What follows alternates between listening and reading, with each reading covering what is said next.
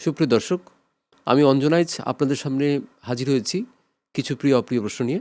আজকে আমার সামনে যিনি উপস্থিত হয়েছেন, যিনি আমার গেস্ট আজকে, উনি একজন বিশিষ্ট সাংবাদিক। তবে ওনার কিছুটা আলাদা রকম একটা ম্যানারিজম আছে। সেই ম্যানারিজমের মাধ্যমে ওনার কথার জাদুতে উনি মানুষকে মোহাবিষ্ট করে রাখেন। পরিচয় করে দিচ্ছি। পরিচয় করার কিছু নেই অবশ্য। মঞ্জুরুল আলম পান্না, যিনি খুব সাহসী মানুষ হিসেবে পরিচিত। পান্না ভাই, কেমন আছেন আপনি? কেমন আছি? যদি সাদামাটা উত্তর দিতে হয়, ভালো আছি।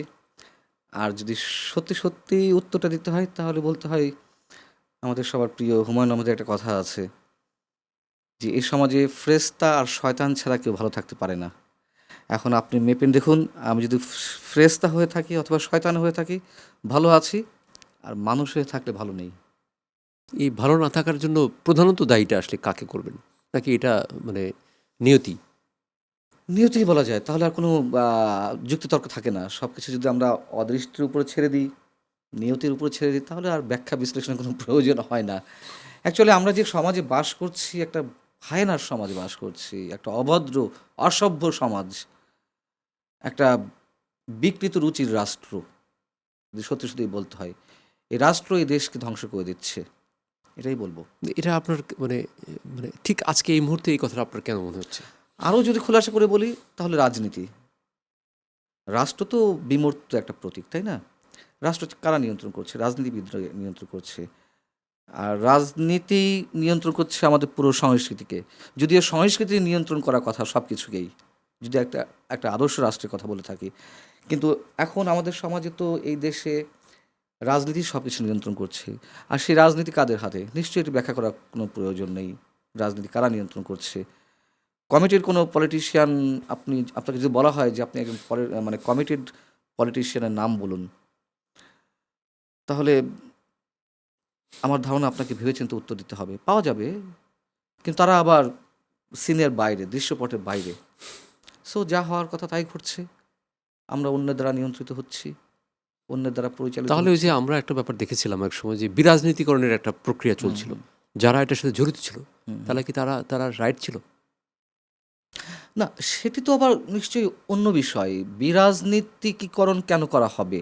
বা আমি যদি বলি যে এখন যে বিভিন্ন বিশ্ববিদ্যালয়ে সাধারণ শিক্ষার্থীদের পরিচয় আমি ঠিক জানি না তারা আসলে কারা, বা অনেকেই জানে তারা কারা। হুম। সেই সাধারণ শিক্ষার্থীদের পরিচয় আমরা দেখতে পাচ্ছি যে ওরা তো অসাধারণ শিক্ষার্থী। আপনি সাধারণ শিক্ষার্থী বলছেন কেন? আপনি যাদেরকে মিন করতে চাচ্ছেন, তারা তো অসাধারণ শিক্ষার্থী। যারা এই আন্দোলনটা করল, কথিত জুলাই আন্দোলন। না, ওই যে সাংবাদিকতার যে একটা জায়গায় আপনি হুম, বলতেছিলেন যে হুম, আমি আমলেও সাংবাদিকরা খুব খারাপ ছিল, হুম, আবার হুম, এই নির্বাচিত সরকারের আমলেও খারাপ ছিল।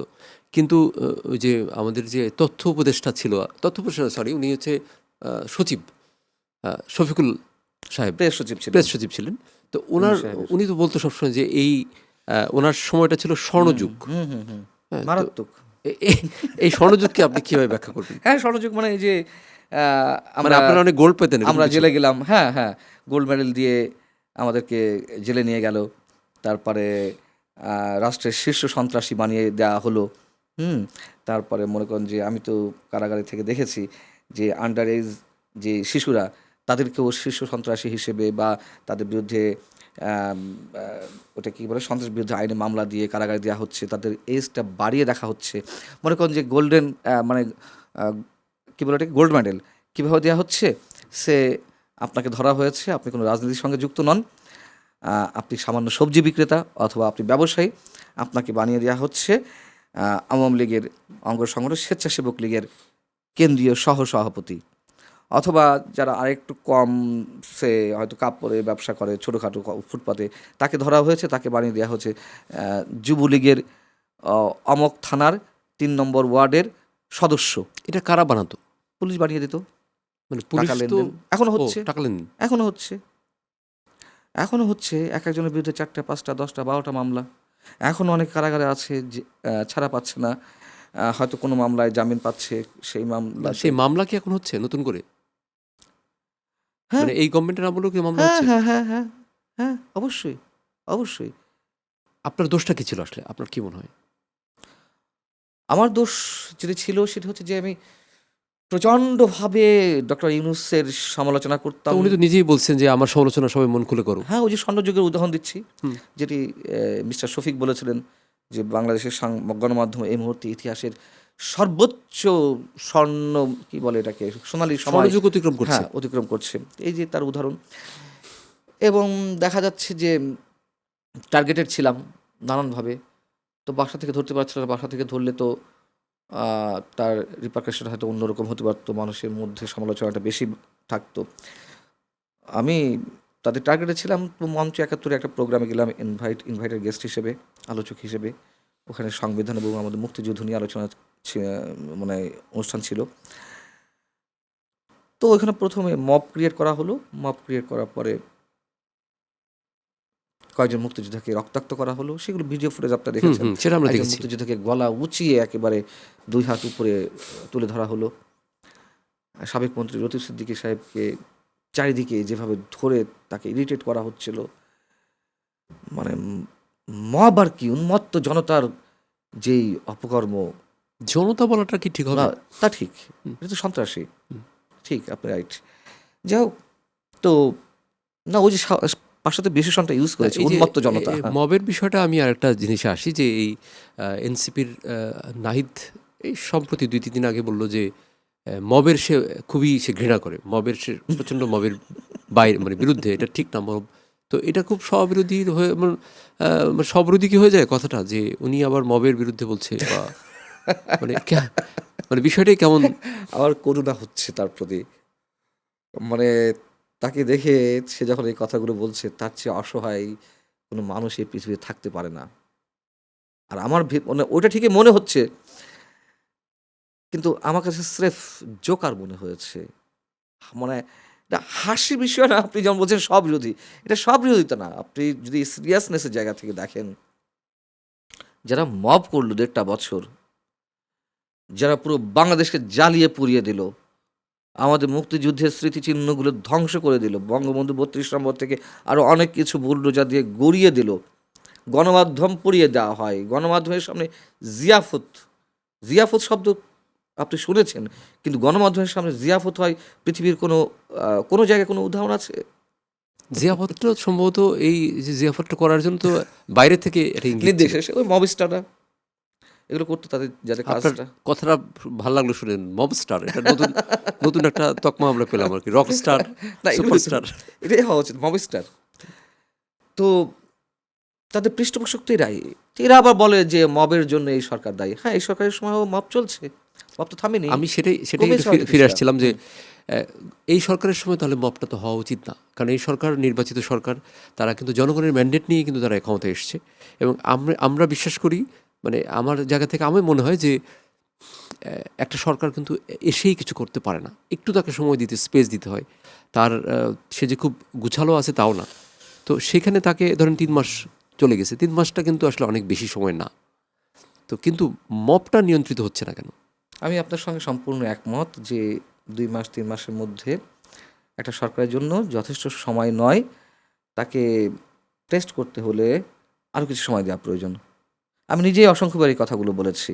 বলা হয় যে শেখ হাসিনা দেশ বিক্রি করে দিয়ে গেছেন। ডক্টর ইউনূসের চেয়ে আওয়ামী বিরোধী আর কোনো শক্তি তো এই বাংলাদেশে আসেনি। কই খুঁজে টুজে তো একটাও কিছু পায়নি, কিছু বাতিলও করতে পারেনি, যেগুলো আমাদের স্বার্থের বিরোধী। হ্যাঁ, ভারতের অনেক ধরনের কর্মকাণ্ডের বিরোধিতা আমিও করি, সমালোচনা করি, যেটা এটা ঠিক হচ্ছে না, সে তিস্তা পানি চুক্তি দিচ্ছে না, আরও অনেক কিছু, বর্ডার কিলিং ইত্যাদি ইত্যাদি। বা তাই তাদের বলে মোড়লগিরি, যে বিভিন্ন রকমভাবে তারা বিভিন্ন সময়ে আমাদের উপরে এক ধরনের একটা ছড়ি ঘোরানোর হ্যাঁ, প্রবণতা। হ্যাঁ, আছে, আছে সেটা। শুনুন, এটা না হয়ে যায়। আমি তাদের পক্ষে বলছি না। তাদের ভিতরে একটা দাদাগিরি সুলভ একটা অ্যাটিটিউড আছে। আছে। কিন্তু আবার এটাও সত্য নয় যে আমাদের খুব বেশি ক্ষতি হয়ে গেছে। আপনি যদি এখন ওই পলিটিক্যাল জায়গা থেকে জিজ্ঞাসা করেন, আমি বলব যে হ্যাঁ, আমাদের মধ্যে বাণিজ্য একটা ভারসাম্যহীনতা আছে। বর্ডার ক্লিনটা থামছে না। তিস্তা ট্রিটিটা হচ্ছে না। ১.৫ দশক ধরে ঝুলে আছে। আপনি বলতে পারেন যে তারা ট্রানজিট নিয়েছে, তারা অনেক ধরনের সুবিধা নিয়েছে। ক্ষতি আমাদের হয়নি। না, ওই যে বর্ডার কিলিং এর ব্যাপারটাই বলছিলাম, যে এটা তো এই যে গত সপ্তাহেও দেখা গেছে হ্যাঁ, এটা তো হচ্ছে। মারছে। অনেকবার বলেছে মানে কি বলে ওটাকে, লিথাল উইপেন ব্যবহার করা হবে না, মরণাস্ত্র ব্যবহার করা হবে না, কিন্তু হচ্ছে। মানে প্রায় 500-র উপরে শিশু হুম হুম মারা হুম। গেছে হামে। হাম শব্দটাই ভুলে গেছিলাম। এটা নিয়ে আলোচনা আপনি করব। হাম নিয়ে আলোচনা করতে গেলে তোমরা হামলিগ বানিয়ে ফেলবে। আপনি এটা নিয়ে আলোচনা করবেন? এই যে যারা আমরা হাম নিয়ে কথা বলছি, আমরা তো আর বিশেষজ্ঞ নই, আমরা ডাক্তার, চিকিৎসক নই।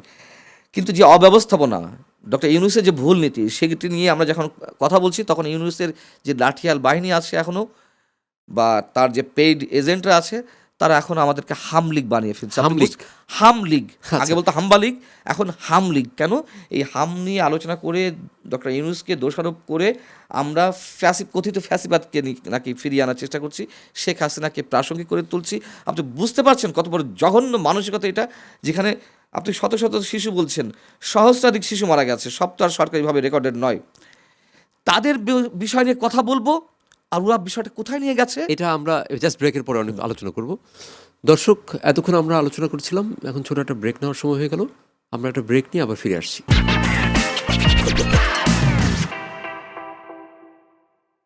দর্শক, ব্রেকের পরে আবার ফিরে এলাম। আমরা আলাপ করছিলাম হাম নিয়ে। পান্না ভাই, হাম নিয়ে আমরা কথা বলছিলাম। হাম নিয়ে বললে আমি গভর্নমেন্টের বিরুদ্ধে, মানে ইউনূসের বিরুদ্ধে যাবো কেন?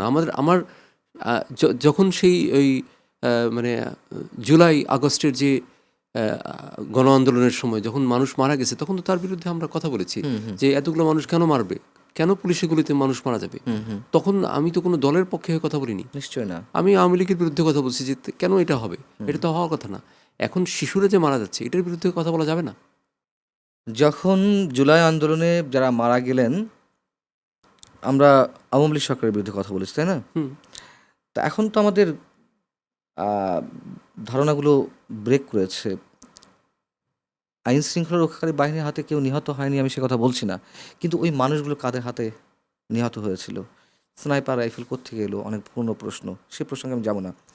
বরং সেটি যারা করেছে তারাই এখন হাম নিয়ে কথা বলতে গেলে, যেটা আমি বলছিলাম, যে তারা বলছে ডক্টর ইউনূসকে আমরা কি বলে এটাকে মেলাইন করছি, ডক্টর ইউনূসের বিরুদ্ধে কথা বলছি। তাদের মানসিকতা আপনি দেখুন যে জঙ্গিপনা কাকে বলে। যারা এটা বলছে তারা তো এখন জানে, বা তাদের কেউ কেউ তো, আচ্ছা এটা তো আত্মস্বীকৃত খুনি। এখানে এখানে তো লুকোচুরি কিছু নেই। 5 আগস্টের পরে প্রতিযোগিতা হয়েছে না, কে কয়টা মানুষ মেরেছে, কে মেট্রো রেলে আগুন দিয়েছে, কে বিটি ভবনে আগুন দিয়েছে। দাবি করার লোকের তো অভাব হয়নি। কেউ বলেছে আমরা সিরাজগঞ্জের এনায়েতপুর থানায় পুলিশ হত্যা করে ঝুলিয়ে রেখেছিলাম। আর একজন বলে না আমি রেখেছিলাম। মানে হত্যা করে ঝুলিয়ে রাখা হয়েছে পুলিশকে, সেটা নিয়ে প্রতিযোগিতা চলে। আত্মস্বীকৃত খুনি তো না, এই যে আমি হাম না। নিয়ে আমি আমি আমি আমি আমি প্রসঙ্গে আসছি। তাহলে জুলাইতে কারা হত্যা করেছে এখন আমরা বুঝতে পারছি। আমি আবারও বলি, আইন শৃঙ্খলা রক্ষাকারী বাহিনী আওয়ামী সরকারের অধীনে যারা ছিল, তারা যে তাদের কোনো দায় নাই আমি সে কথা বলছি না, কিন্তু মূল বিষয়গুলো কারা ঘটিয়েছিল। আমি এই জন্য একটু টানলাম যে এখন হাম নিয়ে, হামে সরকারি হিসেবে এই পর্যন্ত 450 বা 550 মতন শিশু নিহত হয়েছে। সরকার বলছে মারা গেছে, আমি বলতে চাই নিহত হয়েছে, তাদেরকে হত্যাই করা হচ্ছে। সেখানে সেটি নিয়ে আলোচনা করা যাবে না, করলে হাম লীগ বলা হচ্ছে। মানে হাম লীগ, হাম নিয়ে লীগ অপপ্রচার করছে, বা আমরা লীগের পক্ষ হয়ে অপপ্রচার করছি। আপনি বুঝতে পারছেন মানে কোন মানসিকতায় আমরা আছি? কিন্তু গভর্নমেন্ট থেকে, মানে সরকার থেকে, বিএনপির পক্ষ থেকে কিন্তু এই ব্যাপারে তাদের তো স্টেপ তারা নিচ্ছে, বা তারা কিন্তু বলছে যে এটার জন্য আসলে বিগত সরকারের অব্যবস্থাপনা দায়ী। তারা কিন্তু এটা বলছে। বিগত সরকার নিশ্চয়ই বিএনপি এখন এই 3 মাসের মধ্যে হামের জন্য কিছু করতে পারবে না, হয়তো তারা এই যে চিকিৎসার ব্যবস্থা করতে পারবে, কিন্তু টিকা যেটা দেওয়া হয়নি। শুনুন, সরকার কিন্তু এর আগে প্রথম দিকে আওয়ামী লীগকে দায়ী করার চেষ্টা করেছিল ডক্টর ইউনূসের সঙ্গে। ডক্টর ইউনূসের কথা প্রথমে কেউ স্বীকার করতে চাইল না। পরে একটা পর্যায়ে স্বাস্থ্যমন্ত্রী বললেন যে আওয়ামী লীগের 8 বছর বা 5 বছরে নাকি হামের টিকা দেওয়া হয়নি, বাচ্চাগুলো সব ক্যাম্পেইন হয়নি। বাচ্চাগুলো সব ছোট বাচ্চা, তারা তো 8 বছর আগে টিকা দিবে না। কত সেটাই। আচ্ছা, আমাদের প্রধানমন্ত্রী সংসদে দাঁড়িয়ে বললেন যে এটার জন্য আগের 2 সরকার দায়ী, তার মানে ইউনূস সরকার আর শেখ হাসিনা সরকার। গত 1 মাস ধরে এই ধরনের কথা বলছে না, যখন তারা বুঝতে পারছে যে আসলেই ইউনূস সরকার, যেখানে ইউনিসেফ থেকে শুরু করে বিশ্ব স্বাস্থ্য সংস্থা তারাও পর্যন্ত বলছে যে এটার জন্য কারা দায়ী, ইউনূস সরকার স্পেসিফিক্যালি দায়ী। হামে মৃত্যুর যে ব্যাপারটা ঘটছে, ধরেন আমরা যেটা জানি যে অফিসিয়ালি 500-র বেশি, আনঅফিসিয়ালি 1000-এর বেশি, তো এটার কি কোনো বিচার হবে এই মৃত্যুগুলোর জন্য? এটা তো খুন, আপনি বলছেন, হবে না, বিচার হবে না। করবে না সরকার। এই যে নানান ইস্যুতে এই যে অন্তর্বর্তী সরকারের উপদেষ্টাদের, ডক্টর ইউনূস সহ উপদেষ্টাদের যেই সেভ এক্সিট দেওয়া হলো, মানুষের দাবি ছিল তাদেরকে জবাবদিহিতা আওতায় আনা হোক। হুম? যে মবে সরাসরি ইন্ধন দিয়েছে না, মাহফুজ আলম নামে একজন ব্যক্তি ছিল তথ্য উপদেষ্টা তথ্য দায়িত্বে, উপদেষ্টা, হুম। যখন 32 নম্বর গুড়িয়ে দেওয়া হবে স্লোগান, মানে সকালে ডিক্লিয়ার করা হলো, তখন তার ফেসবুকে লেখা হলো না যে আজ ফ্যাসিবাদের তীর্থভূমি গড়িয়ে দেওয়া হবে। আর এক উপদেষ্টা ছিল সাবেক ছাত্র সমন্বয়ক, যে সশস্ত্র বিপ্লবের আত্মস্বীকৃত বিপ্লবকারী, বলেছে তো টেলিভিশনে সাক্ষাৎকারে যে আমরা 5 আগস্ট শেখ হাসিনা সরকারের পতন না হলে আমরা সশস্ত্র বিপ্লবে অংশ নিচ্ছিলাম, আর সশস্ত্র বিপ্লব নাকি আমরা করতে যাই। যাই হোক, তো বলেছে, সেও তো বলেছিল স্ট্যাটাস দিয়ে আজ উল্লাস হবে 5 ফেব্রুয়ারি 2025-এর। কিছু হলেই টিএস ডাকা হতো, জাতীয় পার্টির অফিসে ঘোষণা দিয়ে আগুন ধরিয়ে দেওয়া হলো, হ্যাঁ, ঘোষণা দিয়ে ডেইলি স্টার, প্রথম আলো জ্বালিয়ে দেওয়া হলো, কালবেলা সহ আরও বিভিন্ন পত্রিকার সামনে জিয়াফত করা হলো। তো ইন্ধন তো দিয়েছে, পৃষ্ঠপোষকতা করেছে, তাদেরকে সেফগার্ড দিয়েছে। তো সেই সরকারের যে এত অপকর্ম, দুর্নীতি নিয়ে তো মানে তো রাগ ঢাকার কিছু নাই। এই যে আসিফ মাহমুদ সজীব ভুঁইয়া, তার এপিএসে যে 400 কোটি টাকা দুর্নীতি, কিংবা নুরজাহান বেগমের এপিএস, এই এপিএস পিএসরা যদি এরকম দুর্নীতি করতে পারে, তারা কি করেছে? তো একটা বিষয় কোনো জবাবদিহিতা আওতায় আনা হয়েছে? দুদক থেকে 2-1টা মামলায় তদন্ত করা হবে বলে জানানো দুঃখজনক, হলো, দুঃখজনক। হয়েছে, কিন্তু তদন্ত হয়েছে, তদন্তের রেজাল্ট আমরা দেখতে পেরেছি, সব বেকসুর খালাস দিয়ে দিয়েছে। মব করবে ধরলেই তাকে মানে একটা জরুরিভাবে তাকে কোনো বিচারের আওতায় নিয়ে আসা হবে। অবশ্যই। তাহলে তো দেখা যাবে ভয়ে মানুষ না, আগাবে না। আমি তো সেই সেই জায়গাটা দেখছি না। সেই এখন বলছেন 3 মাসের মাথায় এসে আপনি সেই হতাশার কথা বলছেন বা বিএনপি সরকারকে দায়ী করছেন। আমি তো না করে পারছি না। প্রথম দিকে যেটি বলছিলাম, 3 মাস একটা সরকারের জন্য যথেষ্ট নয় ভালো কাজ করার জন্য। কিন্তু যে খারাপ কাজগুলো, যে হার্মফুল বিষয়গুলো, সেগুলো তো অ্যাভয়েড করা যায়। মার্কিন চুক্তি অ্যাভয়েড করতে পারত, কিন্তু মার্কিন চুক্তি তো দর্প এগিয়ে নিয়ে যাচ্ছে। যখন নির্বাচনবিহীন সংস্কৃতি তৈরি হয়ে যায়, যেমন আওয়ামী লীগ কিন্তু বিভিন্নভাবে তারা ইলেকশনে জাতীয় পার্টি বা এরকম আশেপাশে 2-1টা পার্টি ছাড়া সবাইকে নির্বাচন থেকে দূরে রাখার একটা কৌশল প্রয়োগ করতো। ইলেকশন তো মানে আগেই সিলেকশন হয়ে যেত। সেই তো দায়িত্ব এই আছে। এই যে এই জায়গার জন্য কি হলো, এখন দেখা যাচ্ছে তাদেরকে বাইরে রেখে নির্বাচন হচ্ছে। তা আমি যদি আরেকটু বাড়িয়ে বলি, আপনি যেটা বলতে চাইছেন আমি বুঝতে পেরেছি, যে আওয়ামী লীগের মানে এইসবের জন্য দায়ী কারা? অবশ্যই আওয়ামী লীগ দায়ী।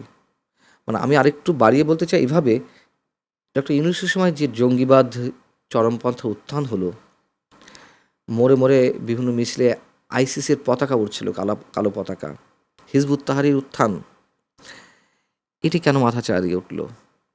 বিকজ আওয়ামী লীগ রাজনৈতিক শূন্যতা তৈরি করেছিল। হুম আওয়ামী লীগ বিএনপিকে মাঠে নামতে দেয়নি। জামাতকেও, আমি জামাতের কথাও বলবো, যেহেতু জামাত তো আর আদালত কর্তৃক প্রমাণিত যুদ্ধাপরাধী সংগঠন না। আমি হয়তো আমরা জানি ইতিহাসের আলোকে, কি যতক্ষণ না পর্যন্ত আপনি আইনি প্রক্রিয়ার মাধ্যমে কোনো সংগঠন বা প্রতিষ্ঠানকে বা কোনো সত্তাকে আপনি অবৈধ ঘোষণা না করছেন, নিষিদ্ধ ঘোষণা না করছেন, ততক্ষণ তো পর্যন্ত আপনি তার রাইটসটা দিবেন। জামাতকেও নামতে দেওয়া হয়নি। তখন কি হতো দেখেছি, গাছের পাতাও আওয়ামী লীগ বলে, গাছের ডালও আওয়ামী লীগ করে, আশেপাশে যারা আছে সবাই আওয়ামী লীগ করে, সবাই তাসবি হাতে নিয়ে হাই মুজিব, হাই মুজিব, হাই শেখ হাসিনা, হাই শেখ হাসিনা করতো। হ্যাঁ, প্রকারান্তরে কি হয়েছে? রাজনৈতিক শূন্যতা সৃষ্টি হয়েছে। এই রাজনৈতিক যে ভ্যাকিউম, এর মধ্য দিয়ে তো জঙ্গিবাদ চরমপন্থার উত্থান ঘটে। এটাই ঘটে, এটি রাষ্ট্রবিজ্ঞানের কথা। কিন্তু আরেকটা মজার জিনিস আমি এবং আবারও বলি, এর সাথে আরেকটু বলে নিই, আমি ভুলে যাব, এখনও যা চলছে, আওয়ামী লীগকে মাইনাস করে রাখা হয়েছে, কথিত একটা আইন তৈরি করা হয়েছে, জাতীয় পার্টিকে মাঠে নামতে দেওয়া হচ্ছে না, জাতীয় পার্টির উপরে মব তৈরি করা হচ্ছে, আওয়ামী লীগের অসংখ্য নেতাকর্মী কারাগারে, জেলে এখনও নেওয়া হচ্ছে, জয় বাংলা স্লোগান দেওয়া হচ্ছে না, মুক্তিযোদ্ধারা আক্রান্ত হচ্ছে, জয় বাংলা শব্দ উচ্চারণ করলে মুক্তিযোদ্ধাদেরকে লাঞ্ছিত করা হচ্ছে, করজোরে ক্ষমা চাইতে হচ্ছে। এই যে একটা শূন্যতা, আবার একটা ডক্টর ইউনূস কিন্তু আমাদের জন্য অপেক্ষা করছে। যদি মনে করা হয় এই সরকার এগুলো করে, এগুলোকে প্রশ্রয় দিয়ে স্মুথলি রান করবে, ভুল করা হচ্ছে। আওয়ামী পতনটা কিন্তু খুব সুখকর ছিল না। ডিপ স্টেটে খেলা এখনও চলছে, এবং ঘুরে ফিরে আমরা যদি অত গভীরেও না যাই, সহজ কথা, এখনও এখানে রাজনৈতিক শূন্যতা চলছে। রাজনীতি করছে, আপনি প্রথমে যে প্রশ্নটা করছিলেন, তাহলে কি লোক দেখানো, এই যে বিরোধিতা করা সংসদে জামাতে ইসলাম বা এনসিপির, মনে হচ্ছে বিরোধিতা করা। তাহলে আগে কারা রাজনীতি করেছে? আওয়ামী লীগ, জাসদ বা ওয়ার্কার্স পার্টি, এরকম কয়েকটা দল মিলে। এখনও এই যে বিএনপি, জামাত ইসলামী, এনসিপি, এরকম কিছু একটা দল, মানে মেজরিটি পোর্শনকে সবসময় বাড়িয়ে রাখা হচ্ছে। আর রাজনৈতিক শূন্যতা তখনই সৃষ্টি হচ্ছে ডক্টর ইউনূস, এই ইউনূস হোক আর অন্য কোনো ইউনূস হোক, ওত পেতে আছে, খুব শীঘ্রই সেটা হতে পারে। মানে এটা তো আমরা তাহলে মানে আগানোর জায়গায় তো পিছিয়ে যাচ্ছি, বারবার করে পিছিয়ে যাচ্ছি। অবশ্যই। আমরা- এবং এই 1.5 বছর যে জঙ্গি শাসন ডক্টর ইউনূসের, আমাদেরকে 30 থেকে 50 বছর পিছিয়ে দিয়ে গেছে। তবে একটা কথা আমি বলি, হতাশা যেমন আছে, প্রতিবাদের ভাষাটাও তো আমাদেরকে অব্যাহত রাখতে হবে। আপনি যে বলেন যে লাভ নাই তো কথা বলে, তাহলে আপনি প্রতিবাদ করে কী হবে? আবার তো জেলে যাবেন। যাব, কাউকে না কাউকে তো ত্যাগ স্বীকার করতে হয়। তাই বলে প্রতিবাদটা মানে হবে না বিধায় প্রতিবাদ করব না, এমনটা যেন না হয়। চেষ্টার তো বিকল্প নেই। আর আশা যদি না রাখি, তাহলে তো একটা রাতও তো বেঁচে থাকা বেঁচে সম্ভব থাকা না। সম্ভব না। আশাবাদ অবশ্যই রাখতে হবে, কিন্তু আমি কোনো লক্ষণ দেখছি না। এবং শুরুতেই যে কথা বলছিলাম, যে রাজনীতিবিদদের চরিত্র চেঞ্জ করতে হবে, কমিটেড হতে হবে। আমি আশা করি রাজনীতিবিদদের চরিত্র চেঞ্জ হবে, আমরাও একটা ভালো জায়গায় যাব। আমরা হয়তো সেই দেশটা মানে সেই দেশটা আমরা দেখতে চাই, এবং আমরা ওই গানটা আবার গাইতে চাই, যে আমার সোনার বাংলা আমি তোমায় ভালোবাসি। এই গানটা শুনলে পরে আমার চোখ দিয়ে এখনো এখনো পানিটা পড়ে। আপনাকে অনেক ধন্যবাদ। দর্শক, এতক্ষণ আমরা কথা বলছিলাম বিশিষ্ট সাংবাদিক মঞ্জুরুল আলম পান্নার সাথে। আজকের অনুষ্ঠানটার মাধ্যমে আমি জানি না আপনারা আমার কাছ থেকে বা আমাদের কাছ থেকে কী জানতে পেলেন। যদি কিছু জানতে পান তাহলে আমাদেরকে জানাবেন। সবাইকে অনেক ধন্যবাদ।